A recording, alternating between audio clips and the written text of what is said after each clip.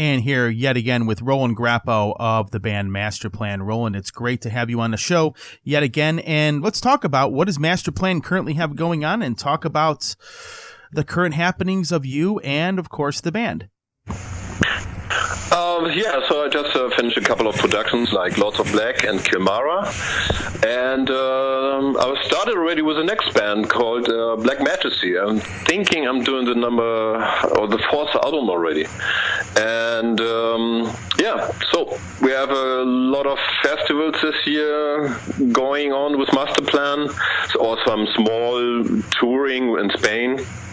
And I got just more offers. Yesterday, another festival from Spain. There was a call from our promoter, and also basically it was our ex-promoter. And now today I got a question about some little touring in Italy. So it's funny. There's something going on all the time with Masterplan, and.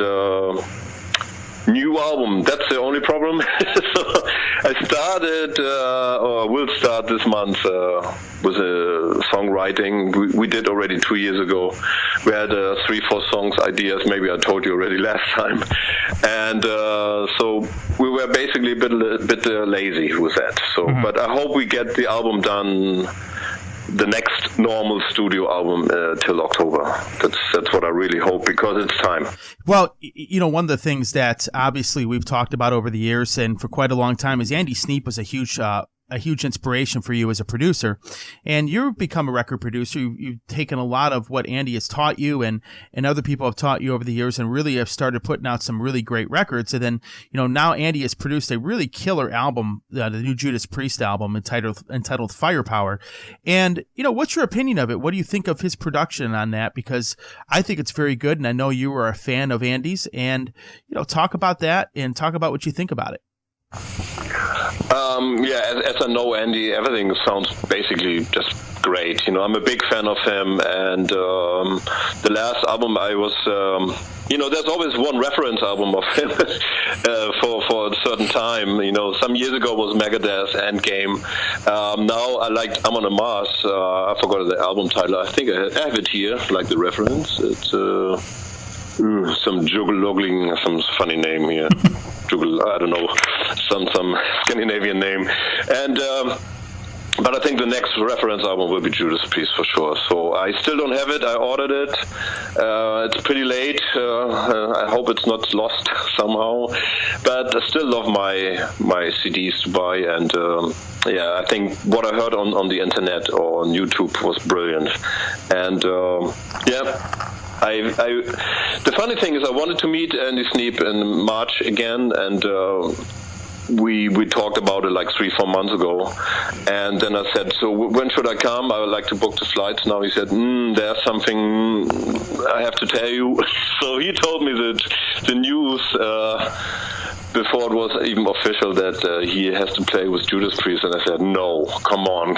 I can't believe it, So it was a sad news because of Glenn Tipton, and great news for him, but that's amazing that everything changed so fast and so drastic. But you see, it's really great that they're touring now, and Glenn Tipton was joining them on stage yesterday. It was amazing.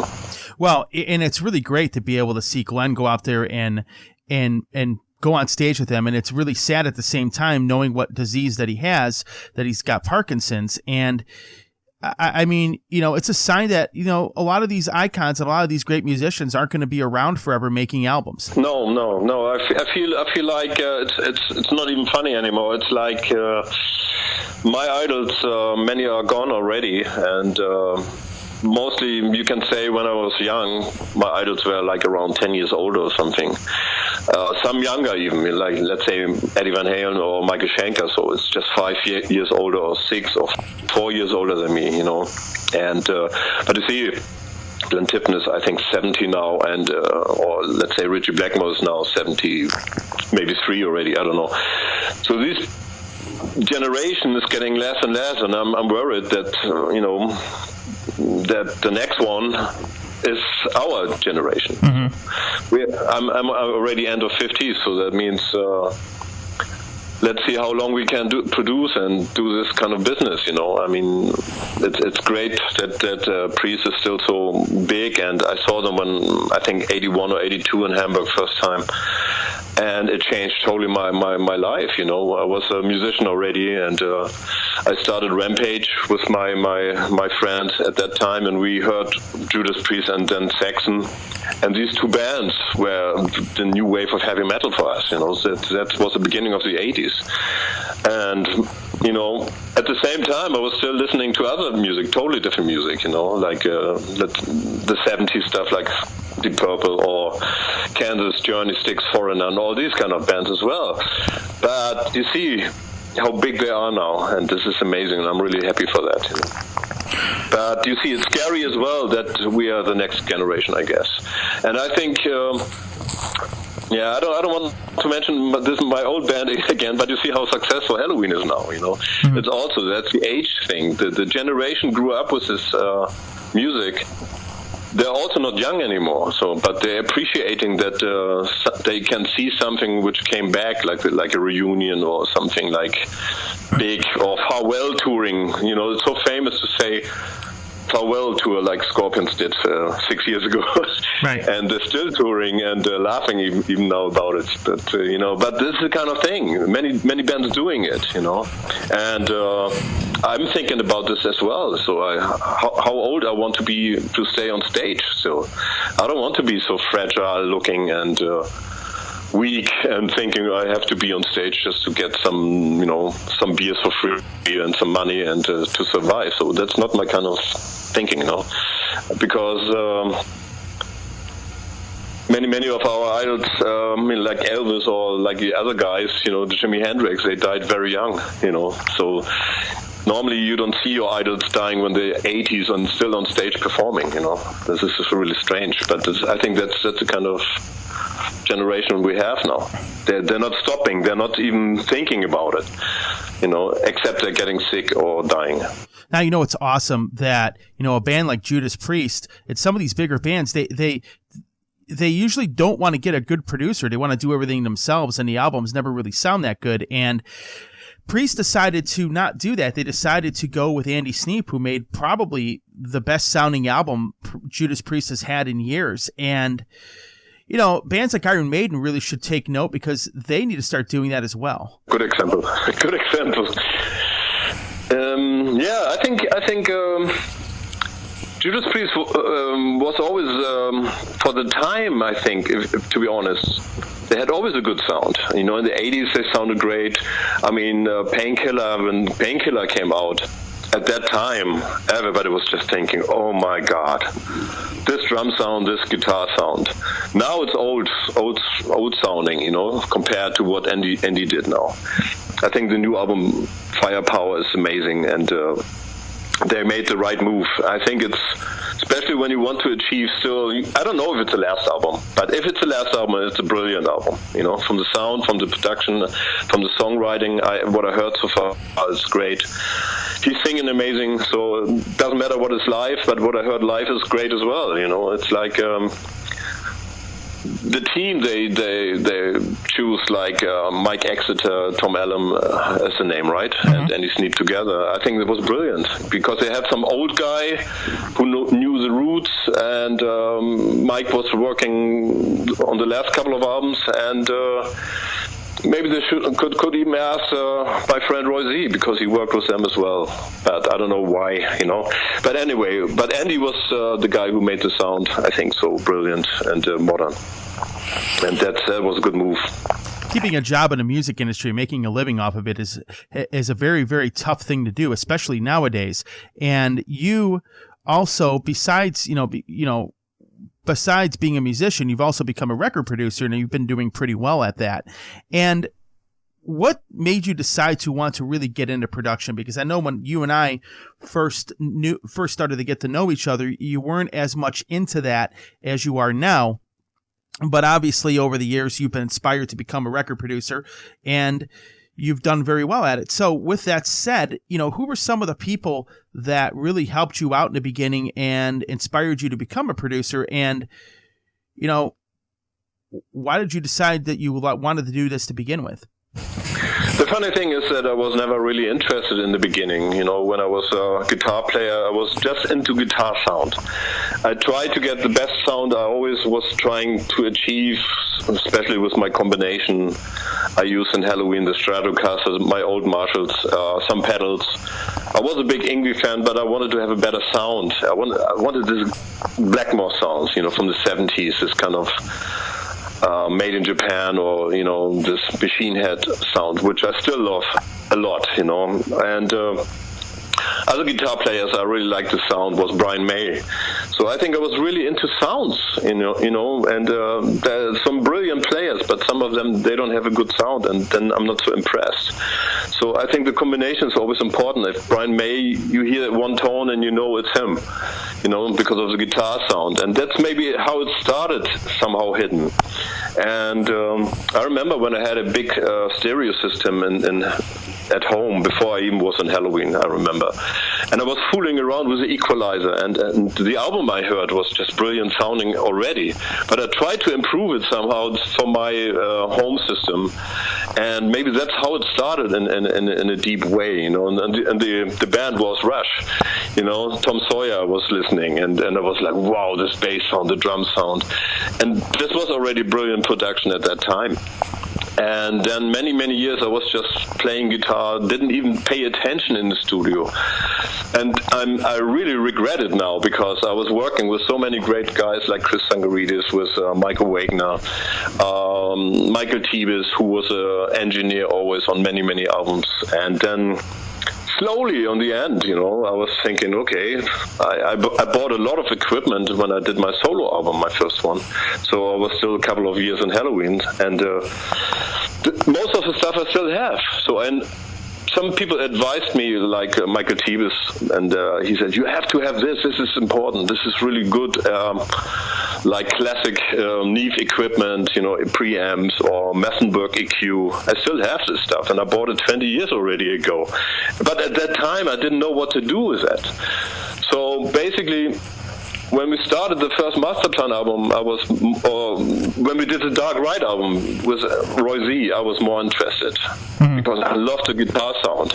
I think that changed, everything changed there slowly. I was a little bit more following, but then when I heard Andy Sneap production and I wanted a new producer for the first Masterplan album, I just watched him, what he did, and then since then we're friends, and I'm always ask him, or I was visiting him, I think 7-8 times already in England, just, you know, for longer weekends to get the newest kind of production tips. And then 10-11 years ago, AFM Records said, why are you not producing other bands, you know, because Masterplan, I was asking for money or something. This is how it really started.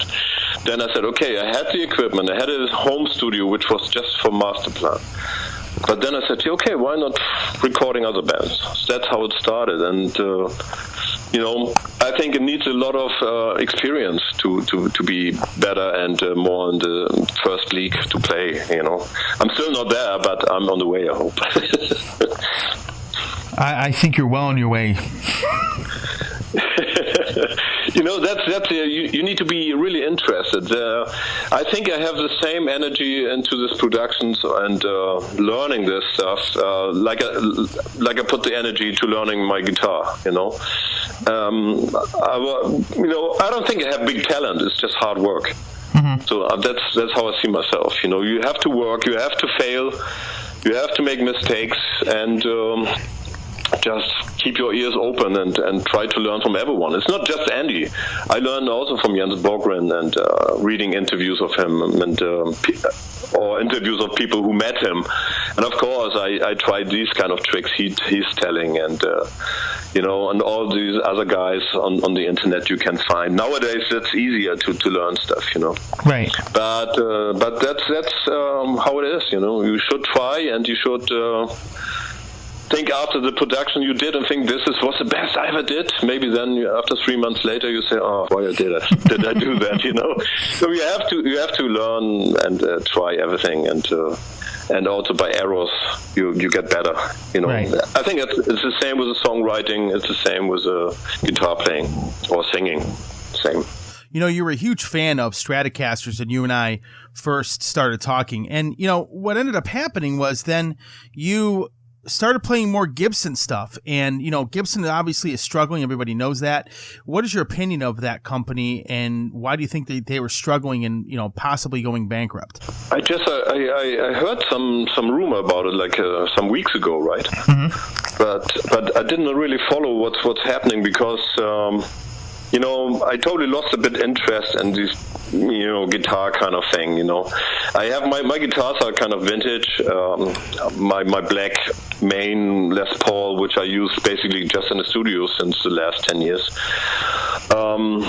People still can see pictures from the first touring with Jorn, and I think I used it just 3 years, 4 years, and then I had fear to lose it because it sounded so great.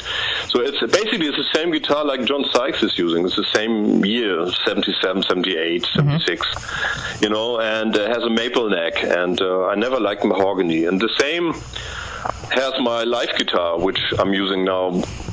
That's the only guitar I take on tour mostly because I don't have a spare guitar. Right. And this one is maple, also fretboard, and it's a bit brighter sounding. So if I'm honest, these guitars sounded like the biggest, fattest Fender Stratocasters, because they have a really trebly sound and a very fast attack. I can play quite fast. I'm not playing the same style like on my Fender Stratocasters because I don't like to play, let's say, arpeggios on it, so I'm more rocking, I'm more old school playing there. But I love the sound. And the funny thing is, in the studio, let's say on the last album, Pumpkins, all the solo parts are all Fender Stratocasters.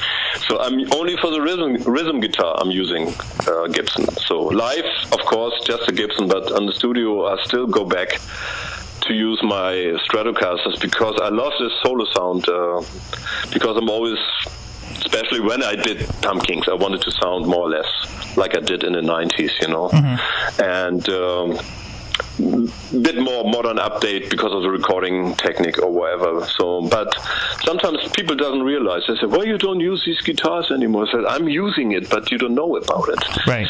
And they don't hear the difference. I think it's just my sound of the fingers. I don't know. It seems like it's my sound, how I play, and. But I love still both sides. I love Gibson and I love Fender the most. For me, it's black and white. All this stuff between, like, let's call it like Japanese guitars or BC Rich or whatever. These are great guitars for other guys, but not for me. I'm going to go to the subject of the Halloween reunion because back about a year ago, there was an article that came out where you said that you were not asked to be a part of the reunion. And everybody took that as, oh my God, Roland is angry and bitter over this whole situation, that he was not asked to be a part of this thing.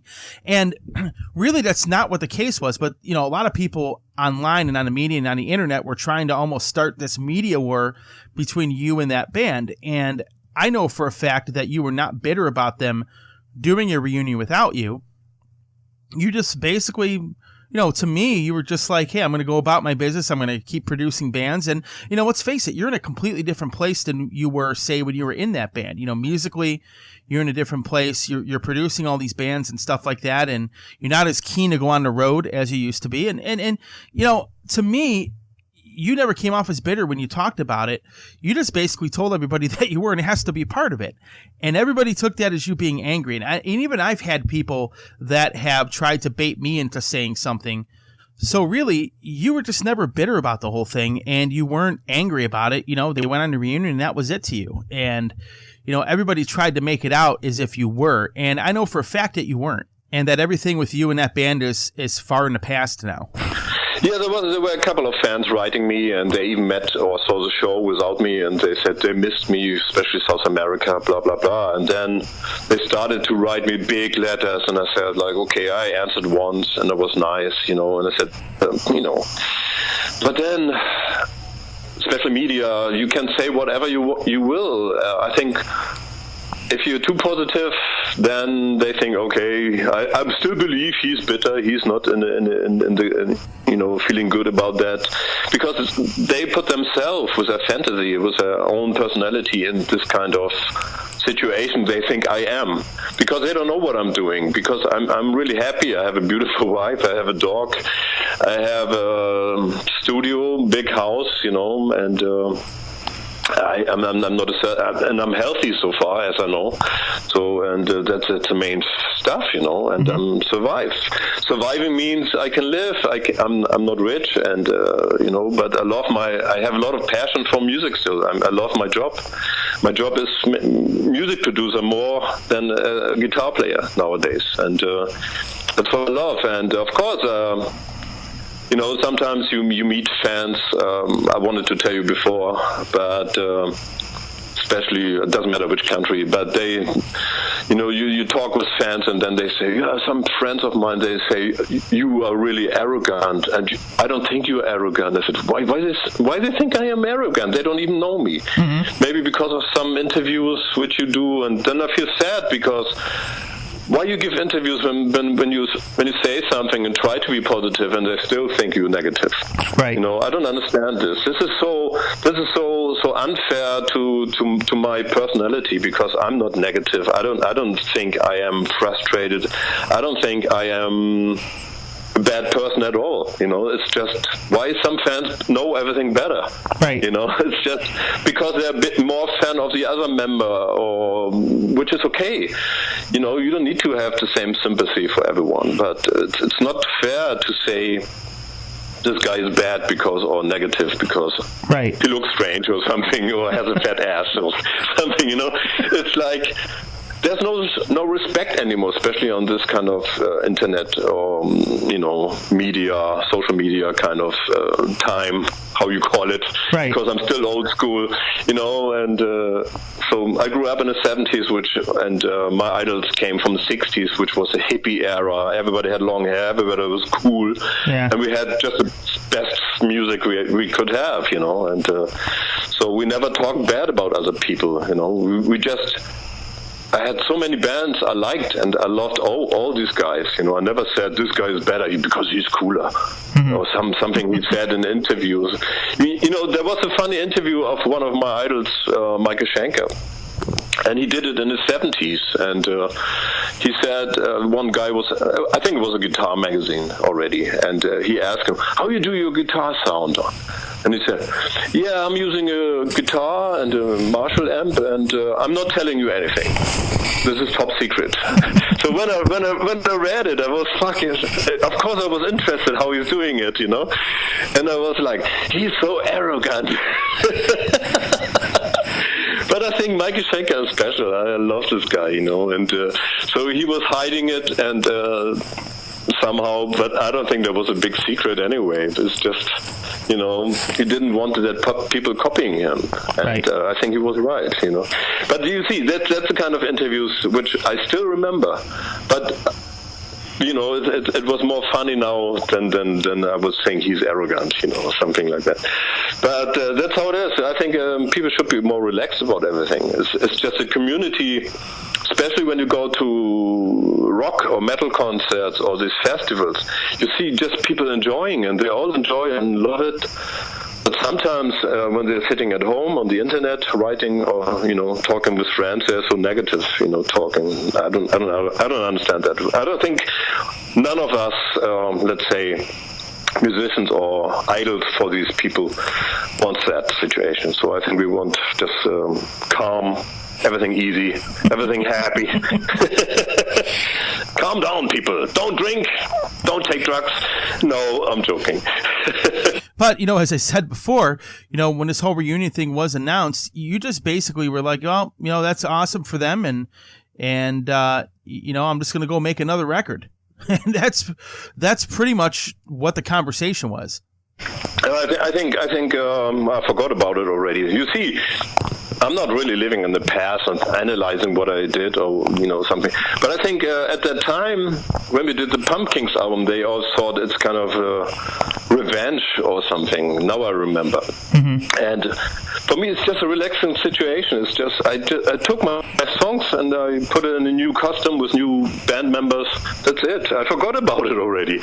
You know, the only difference is we play the chants the last 3-4 years already. So there was even before when we did the album. And in Moscow when we played last time, we played the first time of the Oath, and it was just unbelievable. The fans loved it, and the band loved it, because it's a bit different than this Masterplan style, but still fits very well. And for me, it was like a bit déjà vu, you know. So it was a great feeling. Somehow you see this high life kind of situation, you know, from the DVD from the 90s. And you have less people in front of you, but you see happy people, and they were acting like the same kind of, you know, raising their hands on the right rhythm and singing along with us, and it was cool, you know. I think that's when they realized we did the album. They were talking too much about revenge, and I was sad I did this just to give them bad feelings, and I never had this in my mind, you know. Right. Just a bit coincidence, because I delayed this album for 2 years or something, and then it came out at the same time when the reunion tour came. So, you and I, we talk about once a year, and we talk about, I have you on a show about once a year. It's typically what happens, and I remember about 3 years ago you talked about possibly doing a record of some re-recordings of some of the old Halloween songs that you did. And this was before any reunion or anything was announced. And then, of course, the timing of you recording it and doing the release coincided with the reunion, and everybody thought you were trying to really get back at them. But I understand why you did what you did, because even a couple of those tracks were old Rampage songs that were recorded for Halloween. And then, of course, now you're recording them again. And I'm talking of Music and Step Out of Hell, for example. And since we're on the subject, why did you decide that you wanted to re-record some of these tracks? And I don't think I ever really asked you why you wanted to do that, and maybe explain why you wanted to re-record these. Yeah. I see myself, like a little bit comparing it like Uli John Ross or Michael Schenker, because they played in many different bands, and they all still play their old songs, It's like, why not? I mean, it's not even only these guys. It's also, let's say, Kai Hansen. He always played I Want Out. It was Gamma Ray and Unisonic and. So I just tried the same, and to get my babies back a little bit, and to pick some of the songs out. I don't want to play all of these songs, but especially the stuff I wrote for Rampage, like Music and Step Out of Hell. And I love these songs, but it's really like a history part of me, I'm not the guy who wants to play one song for 50 years, Okay, if it's Bohemian Rhapsody or something like a million, or like Final Countdown or like Europe, then you have to play it. But if it's not necessary, why should I do it? I want to be fresh, feeling. I'm still not tired about playing the Masterplan songs from 2003 and 5. I love this stuff, Basically, I'm not listening so much about it. So only when we play it, then I hear it, or when I rehearse it before the tour. Right. So it's like a cool, fresh feeling still, and I'm still amazed what great stuff I wrote there, with with Uli together and Jorn, and or Mike DeMeo later, we play also parts and from the last album, and then so it's like just to get the babies home and feeling it like, okay, now I feel free. I don't have to think about it anymore. Right. And I'm not thinking about it anymore. So for me, it's gone. It's out. It's out of the window. If I want to play something, I can say, okay, there's a logo called Masterplan on. I can play it. Why not? But I don't have to. So after the next album, maybe we play just one song. Maybe none of them. Who knows? But now in Spain, we want to play maybe... in May we have a little tour. We play maybe 2-3 songs from that. So just, because we had this funny idea with a promoter to call it Pumpkins for Tapas or something, to make something special for the Spanish fans. When I listen to the Pumpkins album and I listen to some of the re-recorded Halloween songs, sometimes you don't know what to expect. And I'll be honest with you, what was really funny is the one song I really loved the most, and everybody thought I was crazy, was your re-recorded version of Take Me Home. Really? That's funny, because is the most Halloween song I ever recorded, I guess. It's such I think it was a part of the time when we recorded. It was 91 or 92, 3, and there was Extreme really famous at that time. And I loved this kind of pornography album, and produced, was it Mike Wagner, right? Yeah, and there was such a different metal time, you can say. You know, everything was more fresh, more guitar-oriented, and I like this kind of boogie style at that time, but not so much anymore. So I just catch the time, you know, with this song, Take Me Home, and it's nice that you love it so much. It's amazing. I even thought about not to have it on the album, to be honest. Now, I want to talk about Rick Alty for a little bit because, you know, he has a completely different sounding voice than Andy Darris or Michael Kiske, and at the same time, what's crazy about this is that Andy Darris and Michael Kiske have a completely different sounding voice as well. So now you have Rick going in here to record songs from two singers he sounds nothing like, and the two singers that originally sang them sound nothing like each other. So it was kind of pretty funny that is the way it happened. And maybe talk a bit, what was it like for Rick to go in and have to re-record these songs?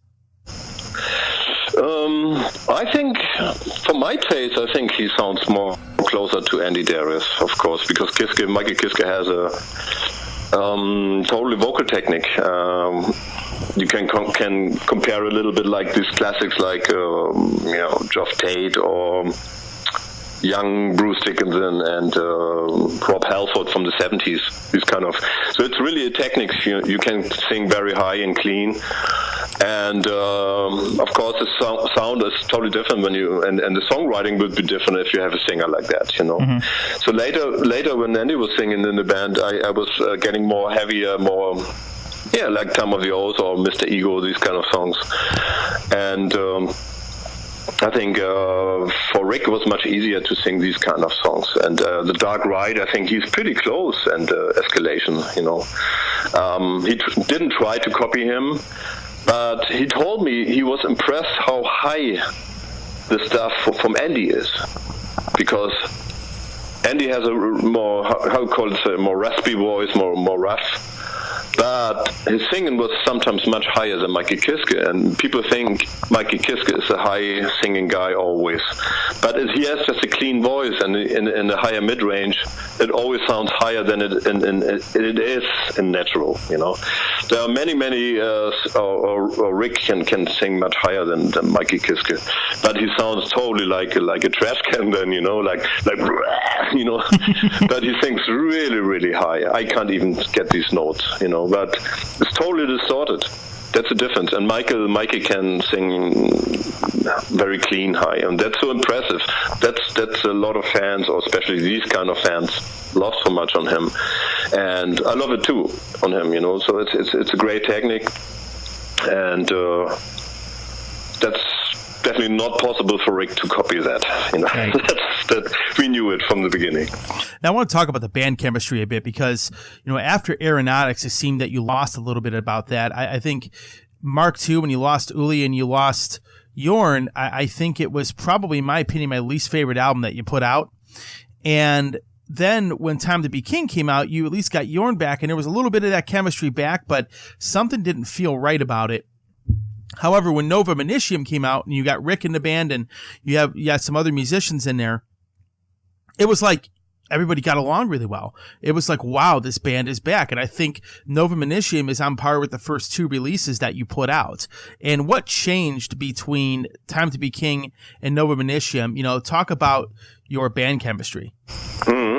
I think it's also really something important for me to, after Nova Minitium, you know, we had a long writing break, you can say it, because we did the live DVD just, and this Pumpkins album last year. Now my head is free to write new songs, and you know, it's like a long time, but there was also like a lot of people talking too much after the release of Nova Minitium, especially some smaller writer internet magazines, or how you call it, you know, talking some stuff, and I was getting it too deep, you know. At that time I said, oh, come on, this is so It was the same feeling when I did my first solo album, when I was singing on it, and people said, "Oh, I'm surprised that you can sing so great." And then other people said, "He shouldn't sing, he sucks," and that's exactly what I don't like, when you read from 10 people, like 7 say it's great, or 8, and 2 say I don't like it, it's crap. Then it really affects me. I don't like that stuff. Right. It's like so. That's exactly what I said before. In the 70s, I respected every album from my idols. There was always a reason why they did it. When I just say Grand Funk Railroad. They started as a trio band. Later, they had a keyboard player. Then they were really melodic and had saxophone. And I love every album. Okay, you can say this is still my favorite era. This kind of 3-piece band, more rough, more heavy. But I try to understand why they did it, and I loved it, and I was really listening to each album a lot, and the same with Rainbow, the same with Deep Purple. But nowadays people just trying to find mistakes, or if you repeat yourself, like AC/DC. Fans want that everything sounds the same on AC/DC. When Masterplan is doing this, and they say, "Oh, it sounds like the first," or they try to copy the first 2 albums. It's like you can do what you want. It's always wrong. Right.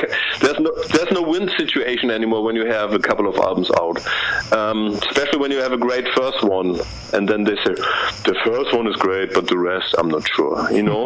I believe that. Now I try to sound arrogant, but that's how I see myself.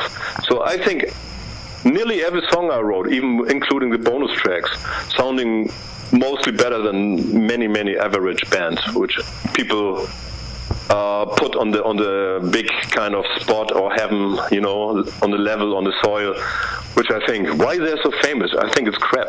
Yeah. That's how I see myself, and I think, why I have to work so hard and writing great songs, and people just complaining and not even buying it or downloading it, So that's kind of difficult, and.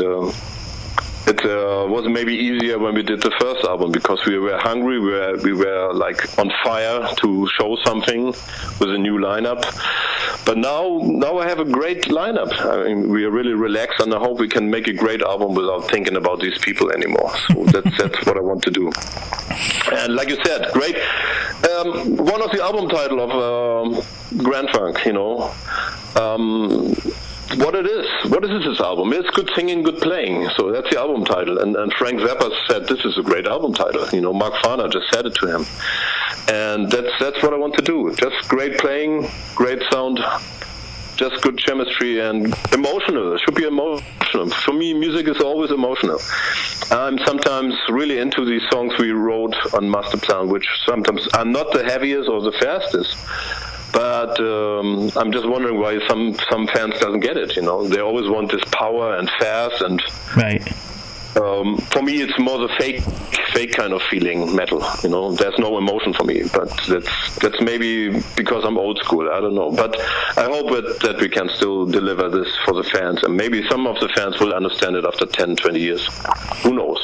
But that's what I want to do. I don't want to fake something and try to be different. I want Roland Grapow style chemistry, guitar playing, songwriting mixed with my colleagues together, and so that's the next album. I'm looking forward to it.